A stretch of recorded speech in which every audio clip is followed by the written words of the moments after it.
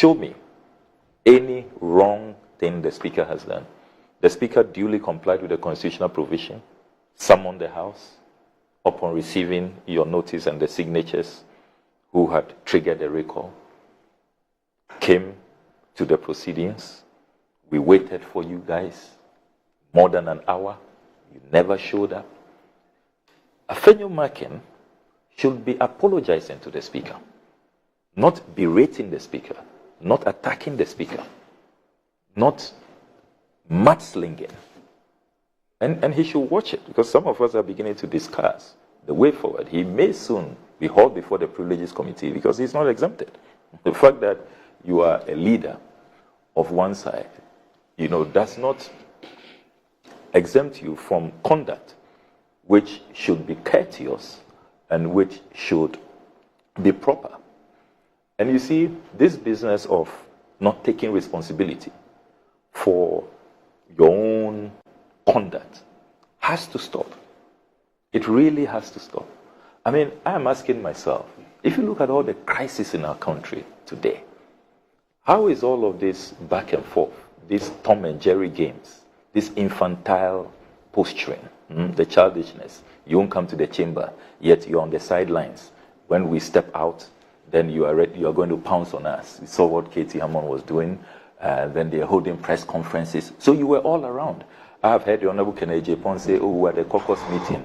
But to be fair to Kennedy Japon, he was more sincere and honest. He said that he took responsibility that they should have informed the Speaker that they were at the caucus meeting, so that probably the Speaker will wait for them. So far, it's only Kennedy Japon, the Honorable Kennedy Japon, who has been very mature, very honest, and truthful about their conduct, and has conceded that they didn't do right. They should have at least informed the Speaker, informed the leadership on our side. You didn't do that. Then you are holding press conferences, berating the Speaker, attacking us, calling us warlords who are on a warpath, who want to destroy democracy in Ghana. And I'm asking myself, all of these dishonest, infantile, childish games going on, how does it resolve the Galamsey crisis? How does it resolve the exchange rate crisis? Clear something for me. The exchange rate has exceeded 17 as we speak. Clear something for me. And Nana, please take note. If you have some information to that effect, you can also help me when it's your turn. Now, what we've been discussing so far has to do with what happened yesterday. Yes. But I'm informed that prior to the sitting yesterday, there is a business committee. Yes. That sits. Yes. And decides on the business for that particular sitting. Yes. And then when they have done that, that is presented to the Speaker through the clerk or something. Yes. So that then becomes the business for which we would have the sitting. Exactly. Now I'm told that no such thing happened. The business committee never met. True. Whether on Wednesday or Tuesday or Monday or any other day. So the business committee never met. Never met. So in fact, if both sides had been in the House yesterday, there was actually no business before the House. How come? I mean, take us to, first of all, is that the parliamentary practice? That first of all, there ought to be a business committee meeting, and this business committee, because I saw Dr. Atufosin say that he even reached out to the other side to ask about all these things, and nothing about this business committee which should deal with what should be before Parliament came up. Yes.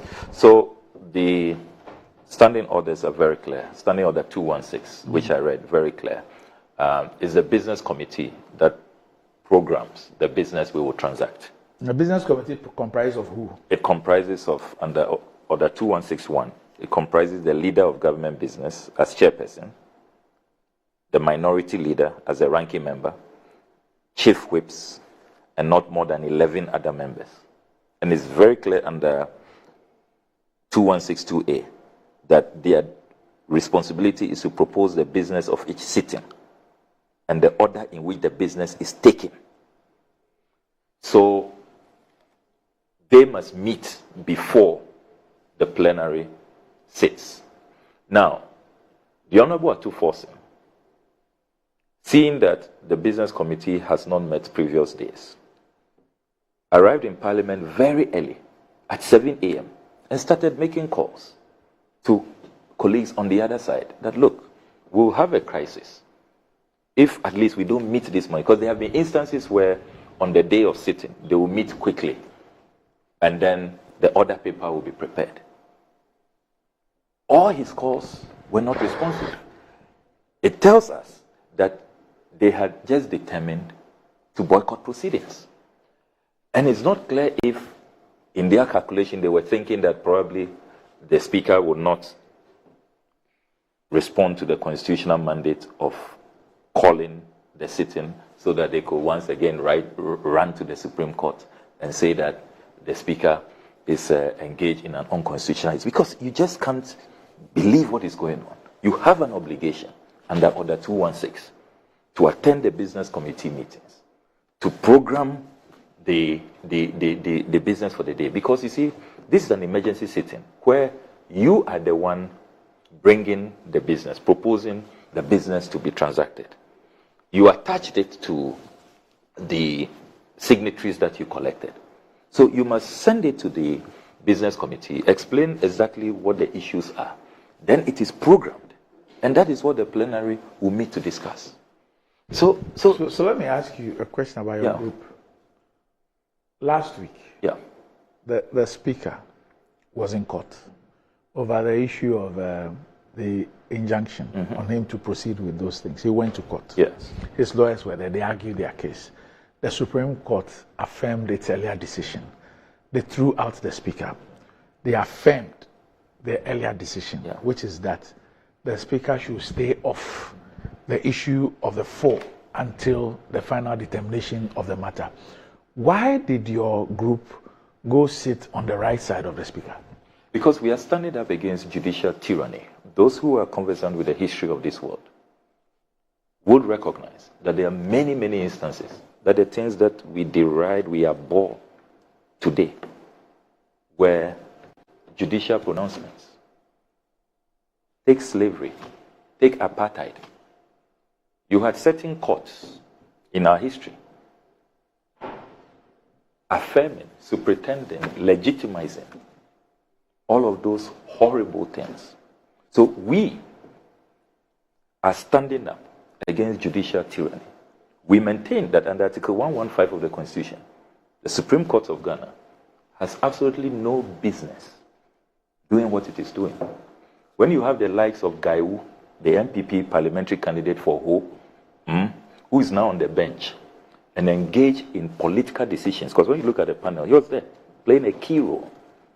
This is just pure, just pure politics, not judicial pronouncements that advance the cause of our constitutional democracy.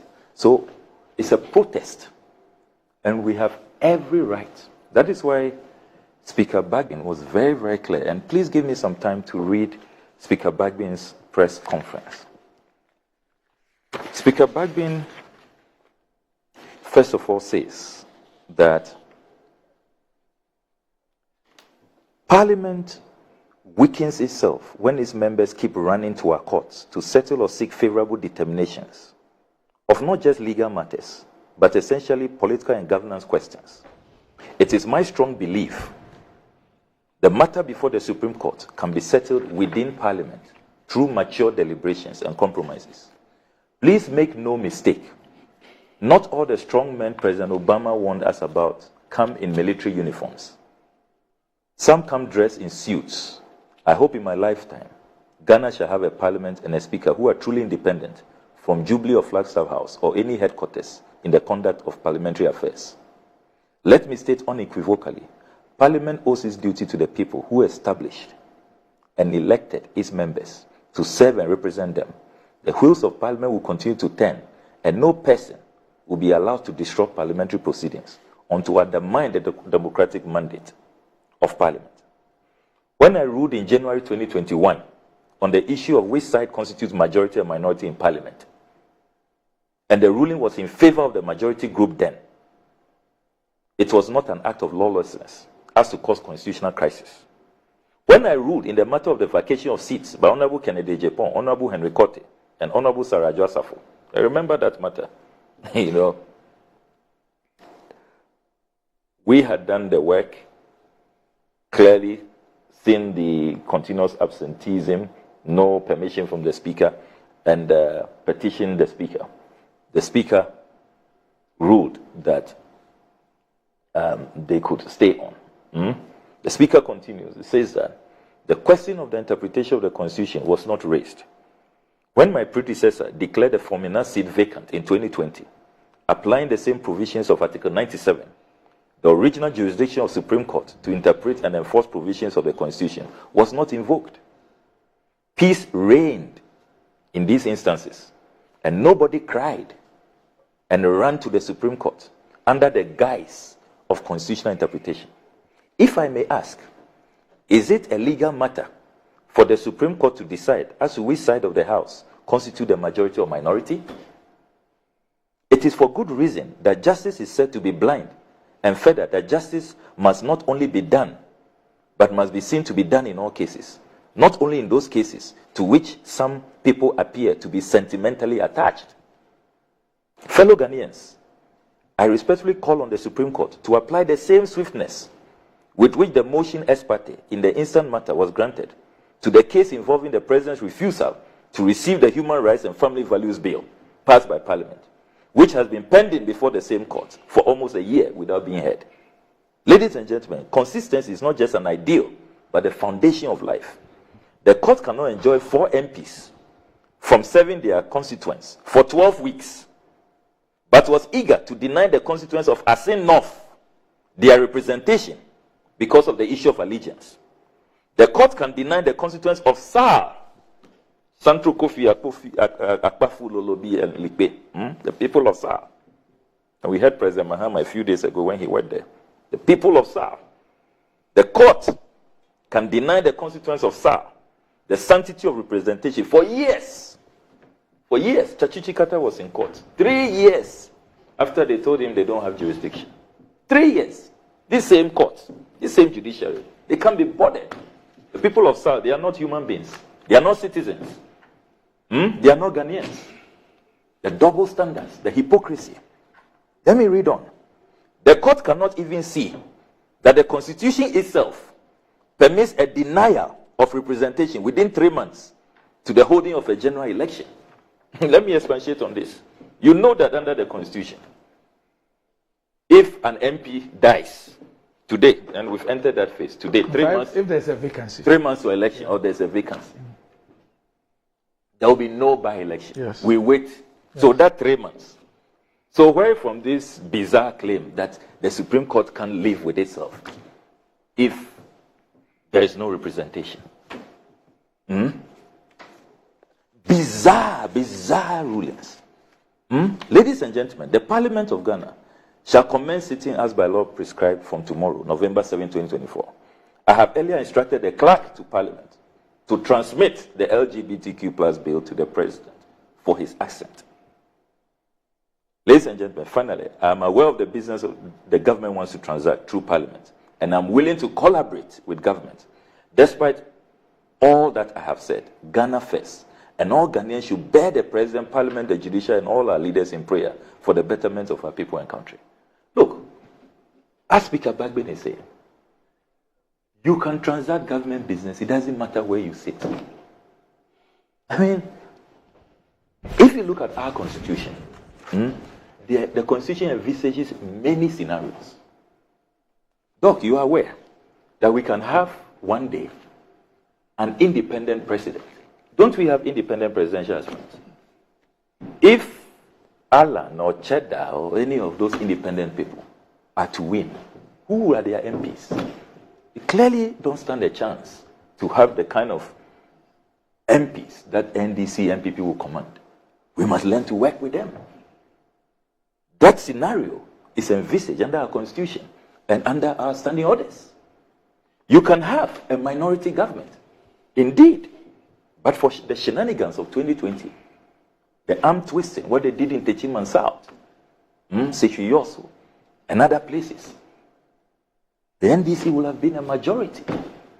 and President Akufo-Addo will have been president. How will he have governed? So all of these scenarios are possible, including a coalition government. You can have parties coming together. We've had a great alliance and others in our history. So all of these scenarios are possible. If you read the latest Afro-Barometer, 15% of Ghanaians are saying that they are going to vote skirt and blouse. 15%. That's a huge figure. So why is it that we can't have maturity at play? Speaker Bagbin is right that, look, this matter, all you need is maturity. Already, if you look at the 2020 election results, the Ghanaian people have voted for collaboration, for inclusivity, that let's not leave anybody behind. Let us learn to work together. Can't we, instead of running to the Supreme Court and obtaining all of these biased, partisan decisions, we cannot stand the test of time. Why can't we sit as adults and resolve these matters? I've been asking myself, really, if the veteran, the experience, Oseiche Mensah Bomso, if he was the leader of the NPP side, would this be the attitude? I've been asking myself, because I've listened to the likes of the Honorable Andy Appiah Kubi, likes of the Honorable Joe Osewusu, who are not impressed with what is going on. You know, so let me conclude by submitting very, very, very forcefully that we as elected officials must be mindful of the crisis we face as a country. If you read the Afro-Barometer, 41% of Ghanaians are concerned about unemployment. All of this back and forth, these Tom and Jerry games, how does he address the unemployment crisis? 41% of Ghanaians, they are concerned about unemployment. Have you heard that cholera is back in our country with a bang, killing people? We have a health crisis. People are dying. Galamsey, LI 2462, it's not been repealed. We have pressing issues, urgent matters that require a parliament to sit. Finally, when we continue with these childish games, do you know the implications for even paying salaries from January? This month of November is where the budget must be presented. In an election year, the finance minister presents the budget for the 3 months, because it takes typically 3 months for the new government to appoint its ministers. You must do it in consultation with Council of State. Remember that. Then it goes to Parliament. The Appointments Committee must sit. Before they sit, they must advertise to the general public, those who have any information, any issue on why probably the person who has been nominated should not hold the position. So all of these things takes time. So the first 3 months, this month, we should be approving the budget for salaries, for public sector workers. Who is thinking about that in all of these crises? People calling emergency parliamentary sittings and not showing up. They rather go and hold press conferences to attack the speaker and their colleagues in parliament, when we should be talking amongst ourselves, showing maturity. Okay. So how are we going to resolve the crisis that we face and the potential crisis that are looming? So, look, Doc, these matters are not matters that we should joke with. We can grind this country to a halt. We can totally undermine our democracy. Are we going to close at 10? We can totally undermine our democracy. Because I have to leave at 10. We can totally undermine. And if we let things go on and on and on and on, we can totally undermine our democracy if we do not show that we are grown-ups, be mature, sit and bring maturity to bear and stop all of these infantile games.